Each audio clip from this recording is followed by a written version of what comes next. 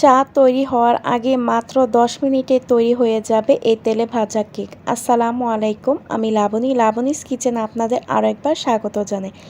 আজকে আমি আপনাদের মাত্র একটি ডিম দিয়ে এই তেলে ভাজা কেক রেসিপিটি তৈরি করে দেখাবো।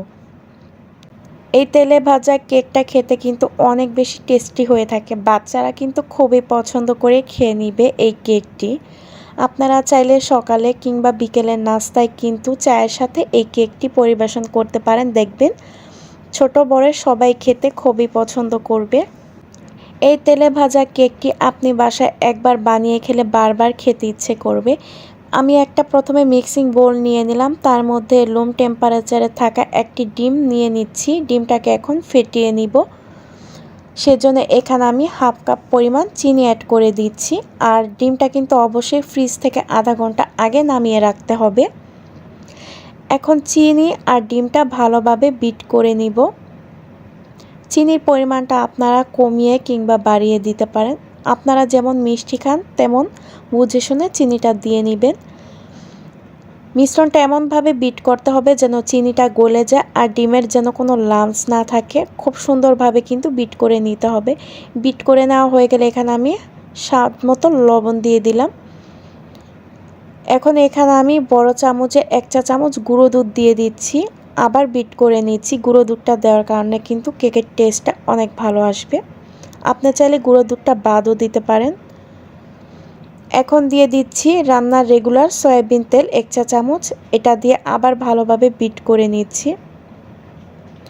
এখন দিয়ে দিচ্ছি 1 কাপ ময়দা, আপনি চাইলে এখানে আটাও ব্যবহার করতে পারেন। সেই সঙ্গে হাফ চা চামচ বেকিং সোডা দিয়ে ভালোভাবে মিশিয়ে নিচ্ছি।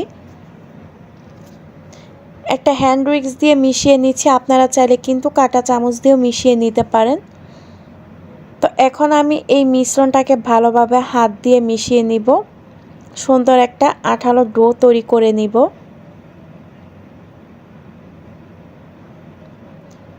তো এখানে আমি হাত দিয়ে কিন্তু একটু মথে নিচ্ছি। দেখুন ডোটা কিন্তু বেশি শক্ত হবে না, আবার বেশি নরমও হবে না। এই তো অনেকটা এরকম হবে, একটু পাতলা রাখতে হবে, বেশি শক্ত করা কিন্তু যাবে না। তাই হাতের মধ্যে আমি একটু তেল মেখে নিলাম। এখন একটা গোল চামচ নিয়ে নিয়েছি। এই চামচটা নেওয়ার কারণ হচ্ছে আমার সবগুলো কেক যেন একই সমান হয়।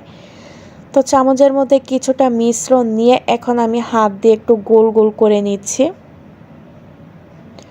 তো এখন আমি 2 হাত দিয়ে গোল বলের মতো তৈরি করে নিচ্ছি, তারপর হাত দিয়ে একটু চ্যাপটা করে দিচ্ছি। এই তো দেখুন, চুলাতে একটা কড়াই তেল দিয়ে বসিয়ে দিয়েছি।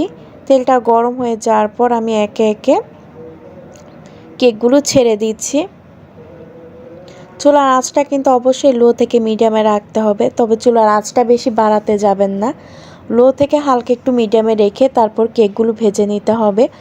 এখন আমি কেকগুলো উল্টে দিচ্ছি, এক পাশ ভাজা হয়ে গিয়েছে। কেকগুলো কিন্তু ব্রাউন কালার করে ভেজে নিতে হবে। যখনই দেখতে পাবেন কেকগুলো ব্রাউন কালার হয়ে গিয়েছে তখনই কিন্তু চুলা থেকে নামিয়ে ফেলতে হবে। বেশিক্ষণ ভাজলে কিন্তু খেতে ভালো লাগবে না, এতে করে কিন্তু কেকের কালারটা উপর থেকে নষ্ট হয়ে যাবে। এই তো সবগুলো কেকই কিন্তু আমি উল্টে পাল্টে ভেজে নিচ্ছি। চুলার আঁচটা লোতে রেখে ভাজলে কেকগুলো ভিতর থেকে সিদ্ধ হবে আর কি, ভাজা হবে উপর থেকে, আর ভিতর থেকে কিন্তু জিনিসটা অনেকটা সফট থাকবে। এই তো কেকগুলো ভাজা শেষে এখন আমি তুলে নিচ্ছি একটা ছাঁকনিতে। তেলগুলো ছেঁকে এখন আমি কেকগুলো পরিবেশন করে নিচ্ছি। দেখুন কেকগুলো কিন্তু আমার কতটা ফুলেছে, দেখতে একদম দোকানের মতো হয়েছে। আলহামদুলিল্লাহ, খেতেও কিন্তু কেকগুলো অসম্ভব মজাদার হয়েছে। আমি একটা কেক আপনাদের একটু ভেঙে দেখিয়ে দিব ভেতরটা কতটা সফট হয়েছে। এই তো আমি একটা কেক নিলাম, এখন একটু ভেঙে দেখিয়ে দিচ্ছি। একদম কিন্তু দোকানের মতো লাগছে। আপনি চাইলে মাত্র একটা ডিম আর 1 কাপ ময়দা দিয়ে কেকটি তৈরি করে নিতে পারবেন মাত্র 10 মিনিটে। বিকেলে নাস্তা চায়ের সাথেও কিন্তু কেকটি আপনারা বাচ্চাদের দিতে পারেন। একবার হলো বাসায় কেকটি বানিয়ে খেয়ে দেখবেন ভীষণ ভালো লাগে। আমার আজকের রেসিপিটি ভালো লাগলে প্লিজ একটি লাইক দিয়ে আমার চ্যানেলটি সাবস্ক্রাইব করে দিবেন। তো আজকের মতো এখানেই বিদায় নিচ্ছি। সেই পর্যন্ত সবাই ভালো থাকবেন, সুস্থ থাকবেন। আল্লাহ হাফেজ।